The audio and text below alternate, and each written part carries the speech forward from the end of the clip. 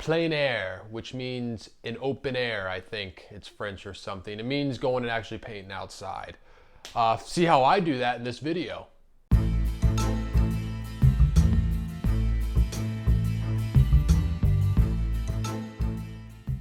Hi, welcome to Paint Coach. I'm Chris Fornatero, here to help simplify oil painting so you can get better faster.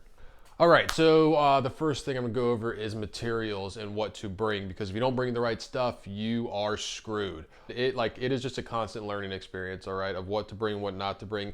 And again, there are so many different ways to do this. I've seen tons of different really good masterful plein air painters, and it seems like they all do it differently. They all use different materials, so it's whatever works best for you. I'm just gonna show you what I got. All right, first I'm gonna start with the pochade box. This is a pochade box. This is a Easel, I think it's the light. It's E-A-S-Y-L. I'll put a link in the description to the site I bought it. This is a really good investment. It is not cheap. They are like around $300 or $400, but I got this one almost 8 years ago. I have not had a single problem with it, knock on wood. This has the, compartment in the back where you can keep wet panels. So I got my painting panels right here. Opens up. And I just went to like a glass store, and for like 20 some bucks or whatever, I got them to cut a piece of glass for a palette, and I actually Velcroed it in there. I got little Velcro tape, and so it's Velcroed in there so I can take it out. And I just put my colors all in here, and it's got the adjustable stand here. So I can adjust, raise, lower, depending on the size panel I have. Now, the only downside to getting a pochade box like this is you can't really do stretched canvas on it. Although most people that do plein air paint do paint on the panels, these canvas panels right here. This is just Frederick's cheap brand. A lot of people want to know like what panels I did for the longest time. Like, what panels should I do? What's the best? What's the best? Start with the cheap ones. Like, this is just Frederick's. It's good quality for what it's worth. Like, they're cheap. It's not archival. A lot of people looking for archival. And like, yeah, if you are really advanced or you're doing paintings that you're going to be selling, yeah, don't do it on this stuff. Do it on the nicer stuff. But don't feel like if you're just starting out oil painting, which you probably are if you're watching this video, that you need to be doing it on expensive. $30 a panel, Belgian linen, double oil prime canvases. If you do like working on canvas, and this is again, I've seen so many artists do this so many different ways, get a French easel. They are cheaper. They're a little more cumbersome, but a lot of them you can put a lot of your paints and brushes all in the box, and you just carry the box, and it's got the legs that fold out and everything. Other good things with those, if you don't have an easel at home, those can also kind of double as a studio easel, because they can hold a pretty big size canvas, a lot bigger than like a pochade box. So I'll put this in my backpack. I actually ordered a new backpack that's coming soon.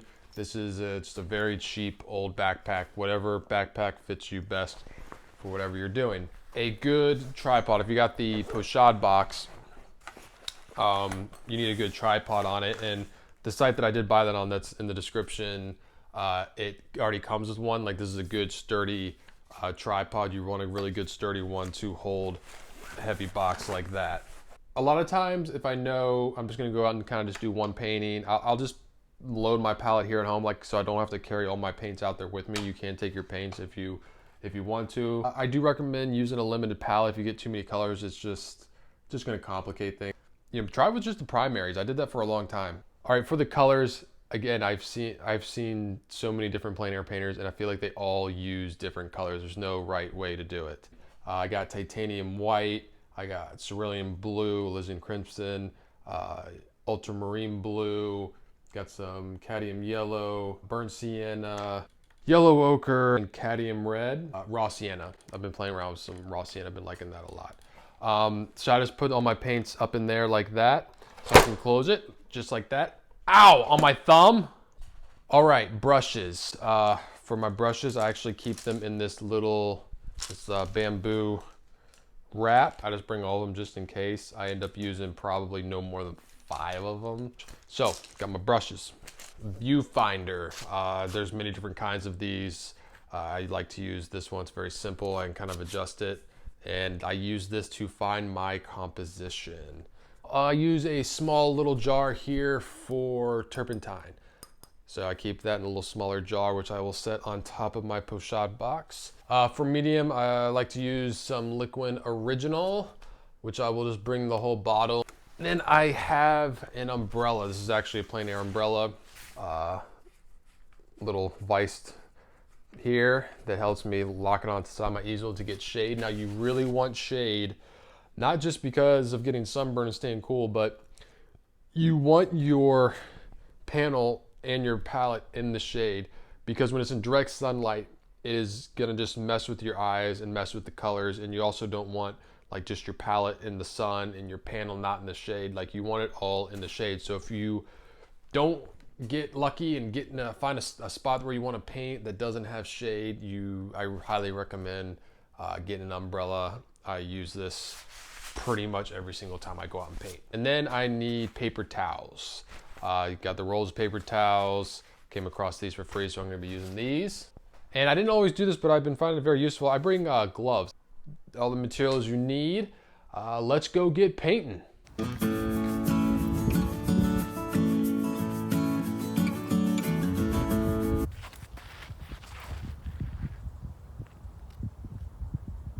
All right, the first thing I gotta do is find a composition in all this beauty. And I'm thinking back to all the knowledge I have from books on composition, but the main thing that I'm thinking about is what will people like on Instagram? Oh, I like this riverbed kind of going into the V shape of this mountain. Got a lot of good directional stuff going on. I can use my viewfinder. Really like the depth of this painting with that mountain in the distance.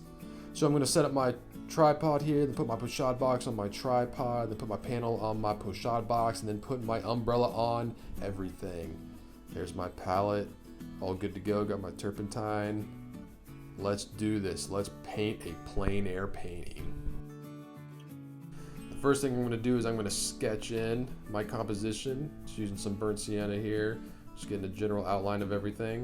I'm going to start with the furthest element, which is the sky. I'm going to work my way forward. And as I work my way forward, my colors are going to get more saturated and warmer. As things get further back into the distance, they get cooler and less saturated. A lot of greens in this painting, and the first one I'm laying down here is the mountain in the distance. As you can see, it's a very, very cool, very neutral green, which is going to set it in the distance. Next thing I'm going to do here is I'm putting in the darks in the mountain, like all the cracks and shadows. I tend to laying my darks a little too dark and then push them back and lighten them up as the painting goes on. Some people don't do this technique of working from the first element to the closest. Some people just start with the darks and they work dark to light, working the whole painting. I do that sometimes too, but for this painting I tried doing it from the furthest element and working my way forward. So my palette is already covered with a lot of colors here.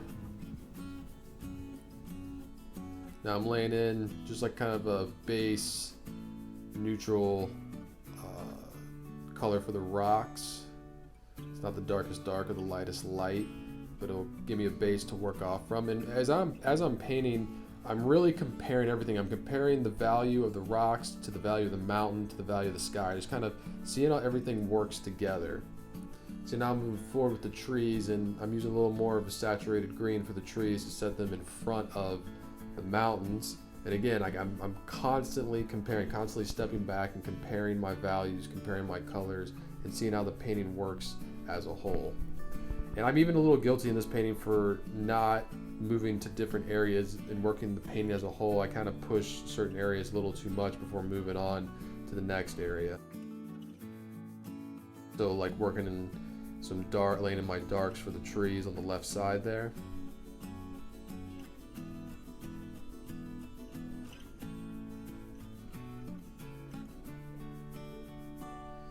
And there we go. Got the finished painting all right there. Pretty happy how it turned out. Even though I got sunburn on my calves really bad. All right, so the last part of the process is bringing your painting back into the studio and making any changes. For this painting, I had to dial in the values a little more. So the darks in the mountains were a little too dark. Also simplified some aspects of the ground here and just got all my value relationships correct. Like I had to kind of lighten up and push back this mountain, put it more in the distance. But I'm really happy how it turned out. So that's how I go about plein air painting. This video was very broad on the process, kind of just covered everything from beginning to end. I do plan on making a bunch more videos that get into more detail about specific parts of the process that people might have trouble with. Well, I hope you enjoyed this video. If you did, please hit the like button and subscribe to the channel. You can also follow me on Instagram at Forza43. I'm Chris Fornatero here telling you to get off YouTube and go get painting.